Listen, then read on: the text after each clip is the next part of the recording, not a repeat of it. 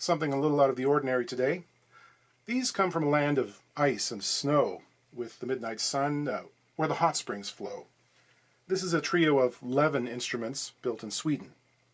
Levin had a long history with some twists and turns. The founder, Herman, apprenticed as a furniture maker in Sweden and then moved to America in the late 1880s, where he got a job at a small guitar factory in New York City. 1895, he took a trip home and realized that demand was really high in Sweden for guitars, but there was no domestic manufacturer of them. So he packed up his stuff and relocated back to Gothenburg, or Göteborg. I love Nordic words. So he started a company there under his name around the turn of the century, and it grew really fast. They made guitars and banjos, and they won prizes in various European contests, so they knew what they were doing. They did both upscale models and beginner's instruments. In the 1950s, an American, Jerome Hirschman, convinced Levin to let him market their stuff in America, and he came up with the name Goya, which doesn't sound Swedish at all. He got the name from Francisco Goya, the Spanish painter and printmaker, who occasionally depicted guitars. Those were mostly nylon-strung folk guitars, and they sold a lot of them, like 120,000 in the space of a decade, which isn't bad. Eventually, the company that owned Guild at that time bought him out. They sold the rights to Custom, with a K. You know those big amps with the tufted padding on the outside that looks kind of like a vinyl couch? They went bankrupt, someone else bought them, and eventually Martin ended up with the Goya name. This is the mid-70s. Martin isn't doing so good. They were leveraged way past reason and buying up all of these little enterprises around the world, hemorrhaging money, 5 martini lunches, the whole bit. So the manufacturing plant in Göteborg made some guitars for them, but it just wasn't feasible. I remember Chris Martin saying that the arrangement was a socialist nightmare because they had to pay the Swedes dental care and 2 weeks of holiday pay. Actually, at that point, Martin's own American workers, who weren't unionized, went on strike because they were getting the shaft, and they did not like what management was doing to the company. So Martin divested, and Levin basically folded as a major manufacturer. I think we'll begin with the Mandolin, as it's Monday morning and both those words start with the letter M. This is a Model 54 from the mid-1950s. Simple, flat-top mandolin. Very pretty sunburst.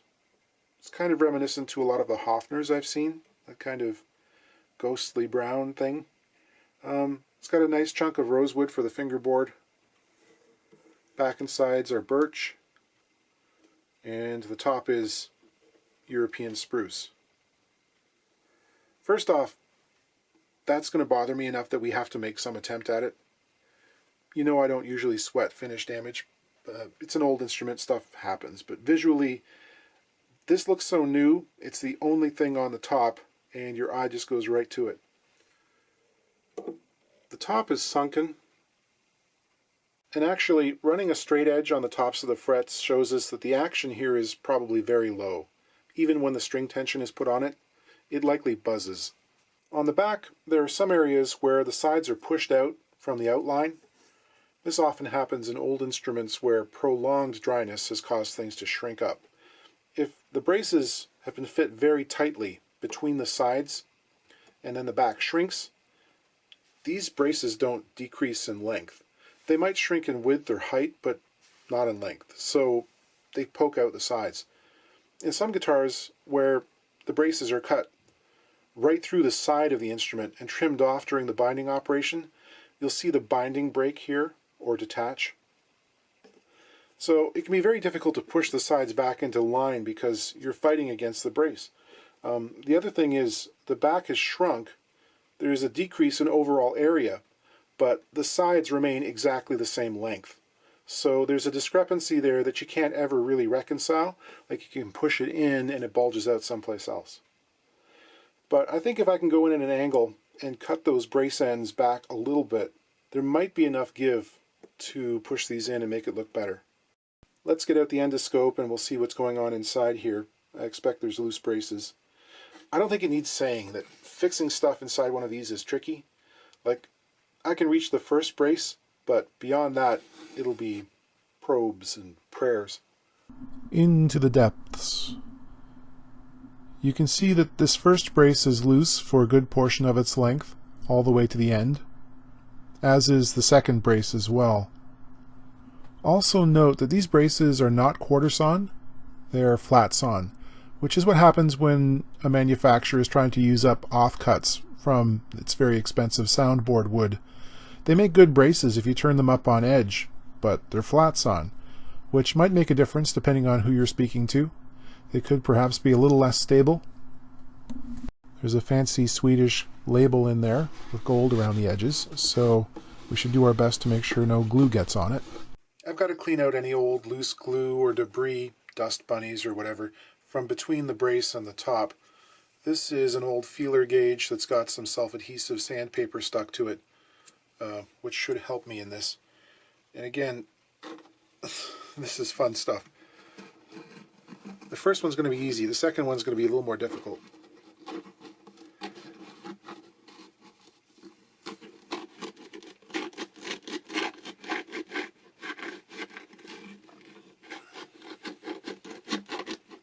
I'm going to glue the first brace first because reaching to that second one is going to be more arduous. And I don't want to risk popping the first brace off if I can help it, because it's still attached for about half of its length. But if I happen to pry on it too much, it might just pop off. So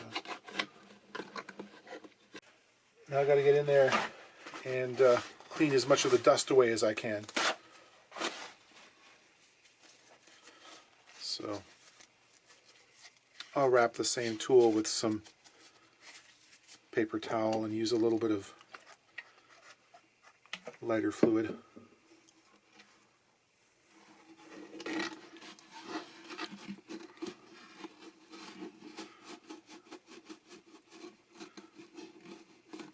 Clean off that surface as well as is possible. I'm unrolling some masking tape alongside the brace to try and keep as much glue from getting on the top as possible, but cleanup in this instance is a nightmare. There's only about 3/4 of an inch or 18 millimeters between the top and back braces to get my fingers through. Very limited working room. So to reach the second brace, I used a hemostat to hold the feeler gauge with glue balanced on it, trying not to drip it all over everything. I didn't really get much footage of that because you couldn't see anything. I was blocking the camera's view. And trying to find clamps of the right length is always a chore for this as well. The stick on the top there was padded with cork. With the brace glued in, the top is no longer concave, and it's actually resumed its arch. Next we've got a Goya T-18 from 1965. They call this model the Goliath, which is a great name. And it cost $219 in 1965. So this is not a cheap guitar. Inside it's basically a Martin. It's got a not too big bridge plate, standard X bracing. The only thing different is rather than one transverse brace above the sound hole, they've got two. And that's not a bad thing in my book. Extra support up here is good. This is maple that's been stained a mahogany color. Solid. Someone else has done work on it. There are several cracks that have been splined. Some of these are protruding a little bit above the surface. And the bridge seems to have come off a couple of different times. There's a bunch of glue around the outline here. And a couple of positioning dowels, which I don't think are original, that have been sunk into the top. And those mate with a couple of holes that have been drilled on either side of the saddle slot. This bridge is done for. It's had a major crack all the way through it. It's been glued back together in a misalignment, and it's not worth it. We're going to make a new one. The neck angle is surprisingly good given its age and its general condition. And that may have to do with the fact that this is a bolt-on neck. I don't know of any American manufacturers that were doing that at this stage of the game. It's a slightly odd system too. The threaded posts are in the heel. And actually the upper one is an extension of the truss rod. They bent the rod in a dog leg sort of situation and carried it on through the neck block. So when you're screwing the neck on, you're actually screwing the nut onto the end of the truss rod.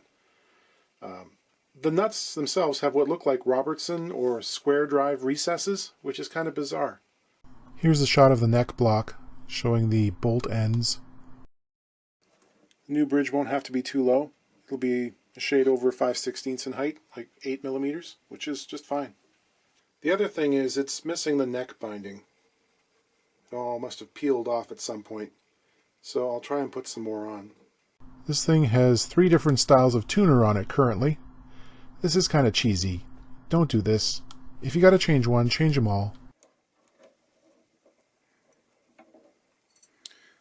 So these are cover plates over just standard open gear tuners. And yeah, that's what they did. They drilled these out for 10 millimeter holes versus the old ones.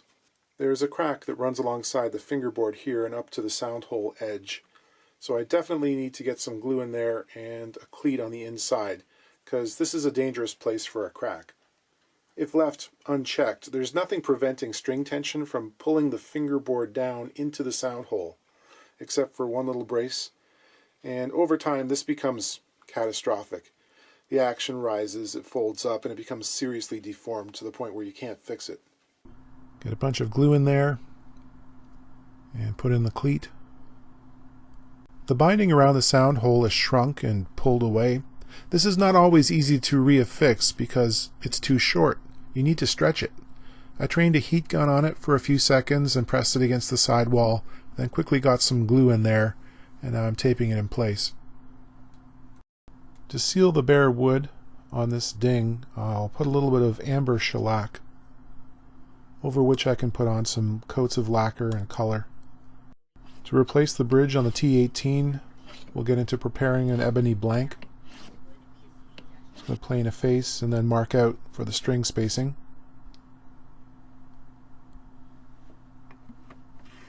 Here I'm rounding over the back edge. I do this before cutting the profile of the wings because that's the way Martin does it. Of course, Martin uses a machine for this and I'm using a hand plane. Doing the radius on the top of the bridge with a sanding block. And we'll visit the spindle sander to get the shape on the ends of the bridge. The bridge is very similar to a Martin. So much so that I suspect they probably took one off a D-18 and used it for their template. The string spacing is about 1 millimeter narrower, which kind of makes sense with the way they've set up their bound neck. But beyond that, you could put a Martin bridge on this with no problem. I'll start preparing to rebind the neck by thinning down some plastic binding via scraping so that it fits in the widest section of the channel. I'm getting into doing the binding here. I've cut down this piece of binding in height as well as width so that it's a little more in keeping with the size of the rebate here. You can see that this channel or rabbet has been cut into the edge of the fingerboard so that when it's bound there's this black stripe underneath it. It acts like purfling. I believe this thing had been played for some time without the binding because this lower edge is kind of rounded over. There's not much I can do about that. I'm going to go in here with this skew chisel and try and clean up the corner.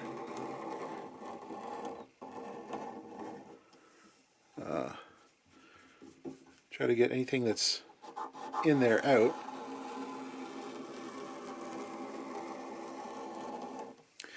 The other thing that might come in handy, especially if the ends of the frets were protruding out because of dryness, would be a little file like this safe edge file here. That could take care of the fret ends. I definitely want to give that rebate a good clean out with naphtha to degrease it and get rid of any junk that's in there.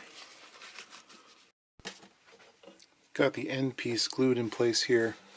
I have to trim back the ends flush with the inner corner of the rebate.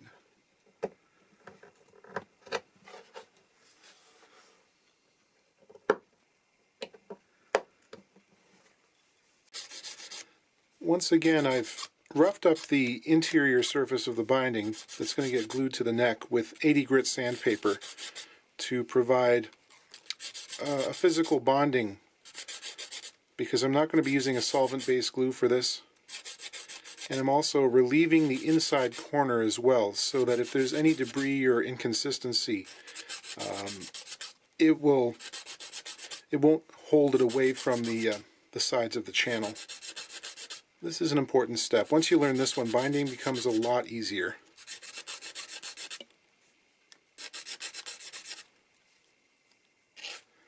In this case, I'm actually going to use super glue.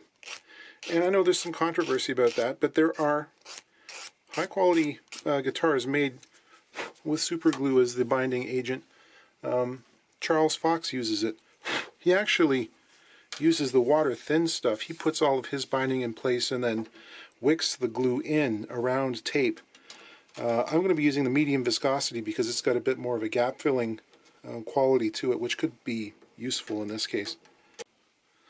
Why am I not using the usual acetone-based adhesive? Well, because I've got this nicely finished surface here, and I try to be neat, but I'm not that neat.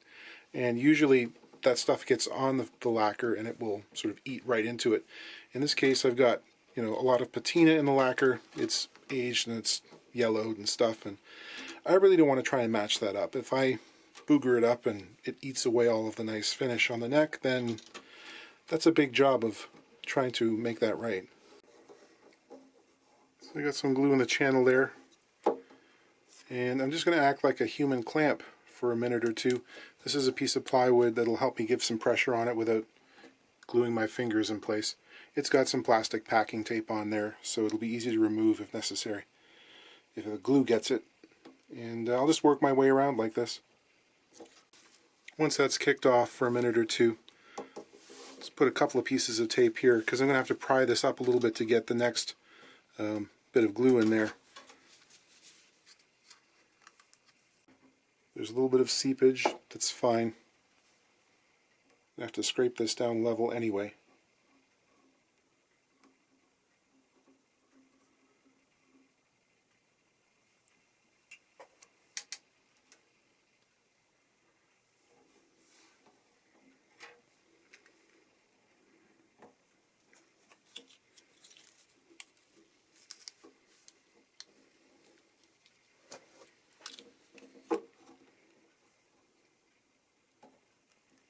I was starting to clean the surface here last night, and I noticed something.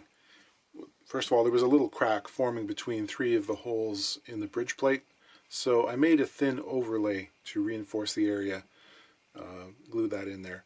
But looking at this bridge outline, it's obvious that more than one bridge has been on here. And I got to thinking that the reason this most recent one looks so identical to a Martin is it is a Martin bridge. Aftermarket one anyway.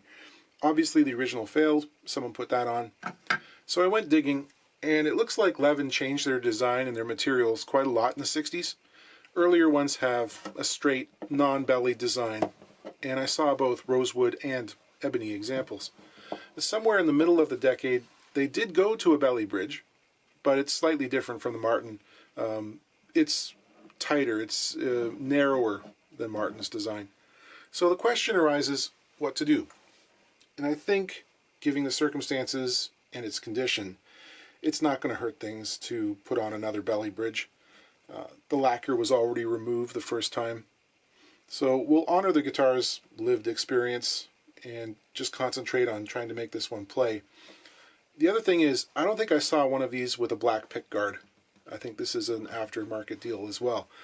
Tortoiseshell was at least far more prevalent. I'll pare off some of the excess binding here. Then I'll start scraping with a single-edge razor blade. This is kind of painstaking work. This guitar doesn't have the nubbins on the end of the frets like Gibson's do. The frets stop short of the binding, but they're beveled. But I'll show you how I make those nubbins for guitars that need them. I guide the razor alongside the fret and press down, and then work from either side to leave the nub, and then I'll clean it up with a file. I'll bevel the edge of the binding using my file holder. This is not my favorite style of fretting. It makes far more sense to me to bind the body first and then pull the fret all the way over to the edge. It's more playing area, it just makes more sense. I think it's more comfortable too. I'll get rid of what remains of the nubbins with a chisel, and then I'll gently sand the edge so that it's smooth and feels nice. Then I'll install some side dot markers. This crack was open, and a couple of the others previously glued. I could see light through them, so did a bit of touch-up work on those. Made a couple of cleats. I'll clamp this as level as possible. After cutting out the shape of the bridge, I can work on the wings, smooth those out. Back to the mandolin. This is a tricky operation. I have to try and slice through the end of the brace at an angle. It angles down so that it comes out approximately at the spot where the interior lining is, and then try and extract that piece so that I can push the sides back into alignment. I put glue in there, and I help the process with a spool clamp and some tape. Snack time.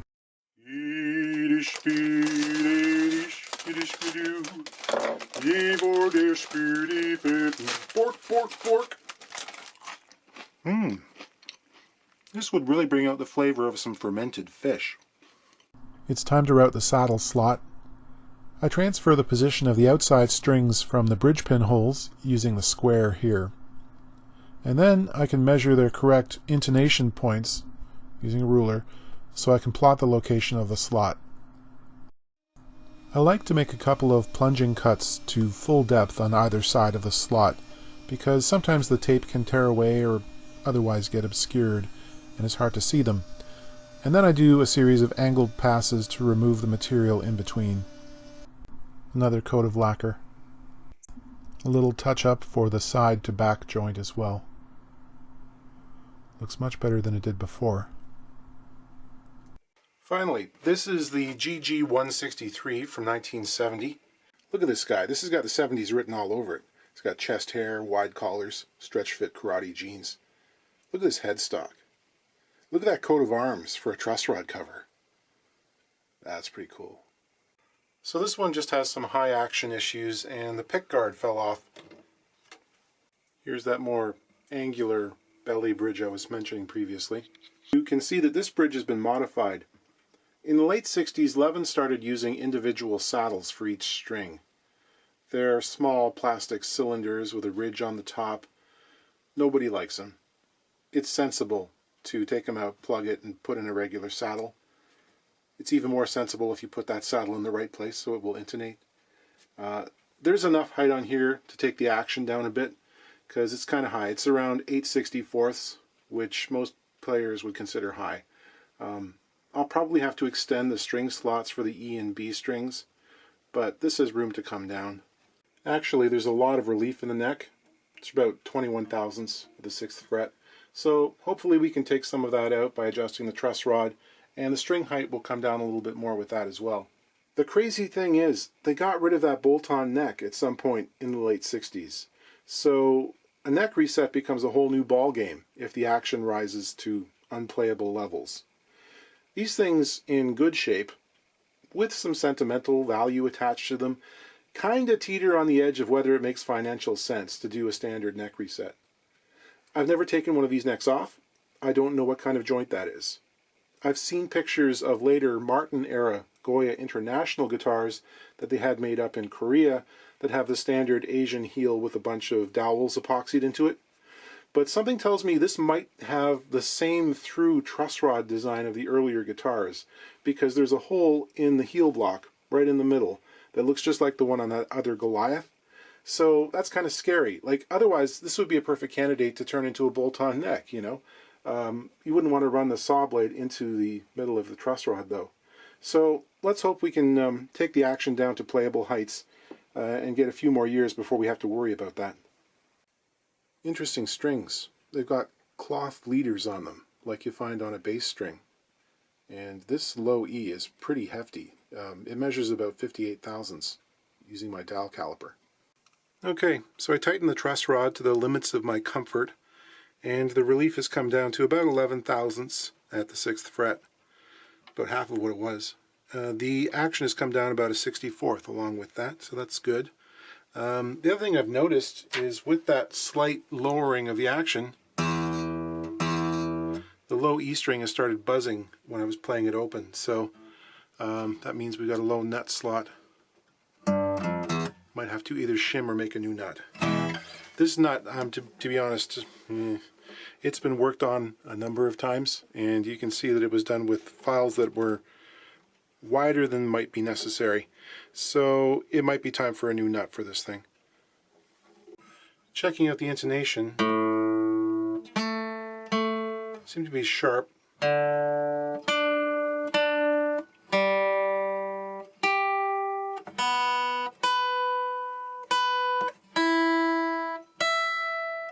Yeah, everything's a little bit sharp. So I made a nice closely fitting plug to take up the space. Glue that in place. When that's dry, I'll plane it flush. And I'll do this thing again. Adding length to the string slots will increase the break angle and allow me to get away with a shorter saddle. I got a set of Grovers for the T-18, which coincidentally are the same thing that someone else put on the GG163 years ago, so they'll match. It's a lot of holes for one set of tuners. What's the cheapest set of tuners you've ever seen? Now imagine that made with a plastic housing and a plastic bushing. I'll put a little bit of touch-up color on that lacquer, and then I can put more coats on top. It doesn't stick out like a sore thumb anymore. I have to remount the barrel holes just a little bit for the Grovers. This was already done previously on some of the others for the replacement tuners that were there. The customer mentioned that he liked the look of the sunburst on the 163 and asked if I could just leave the pick guard off but clean up some of the adhesive goo that was holding it in place. To do that, I need a solvent, and at this point several people in the audience will scream Goo Gone. And yes, that is a good product, but you have to be careful with it and some of the other citrus-based cleaners. You need to test it because it can affect a lacquer finish. Not every lacquer, not every time. So, test it in an inconspicuous place. I scrubbed away on here for a long time. Sometimes if a pickguard is installed before the lacquer has had a chance to really off-gas, the solvents can leach out, build up between the guard and the surface of the guitar, and make that lacquer irregular. You get pinholes and valleys and stuff that looks weird. Orange peel. That happened here, but the rest of the top is so crazed and weathered it's hardly noticeable unless you're close. But yeah, that stuff is really tenacious. It took about 15 minutes to get it all off there. The tuners on this mandolin are interesting. The holes are so low on the post, it's almost as if they expect you to wrap them up rather than down. I expect they were probably designed for a slot headstock. Okay, all set up. That was a lot of work, and these were interesting. Every once in a while I'll get a baffling email message asking, is such and such a good guitar? Which really blows my mind because how am I supposed to know if I've never played it? If you take a batch of 100 guitars from any manufacturer, 10 of those are bound to be really good, 30 will be fine, and the rest I wouldn't want to play because there are better options available. You add on to that the effects of age and wear, and the equation just gets even more complex. And it's the same here with Levin or Goya. I don't hear mystical properties in any of these, but they all play, and they all have usable sounds. The example of the GG163 we have here is exceptionally loud, like really loud, and very responsive. The T-18 is not as loud, but it's got a lot of other good things going for it. And the mandolin sounds like a flat-top mandolin. The ones you come across might be completely different, so you won't know until you've played them. And who's to say what a good guitar sounds like? You might be looking for different criteria than I am. Anyway, let's give these a quick listen.